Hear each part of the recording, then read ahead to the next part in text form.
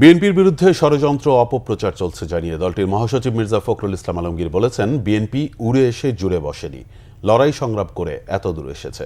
শনিবার দুপুরে কিশোরগঞ্জ জেলা বিএনপির ত্রিবার্ষিক সম্মেলনের উদ্বোধন করে মহাসচিব কথা বলেন। তিনি বলেন, নতুন জন্ম নেয়া ও ৭১-এর মুক্তিযুদ্ধে ভিন্ন অবস্থান নেয়া রাজনৈতিক দলও বিএনপির বিরুদ্ধে ষড়যন্ত্র করছে।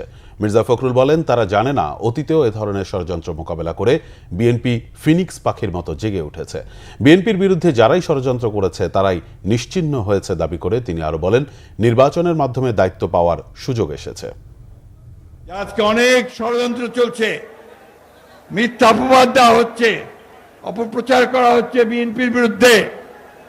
বিএনপি ৪৭ বছর যা কিছু ভালো তা সবকিছু দিয়েছে এই বিএনপি বাংলাদেশকে। আমরা সেই দল যে আমরা উড়ে এসে জুড়ে বসিনি, আমরা লড়াই করে সংগ্রাম করে এই বাংলাদেশে এসেছি বন্ধুগণ।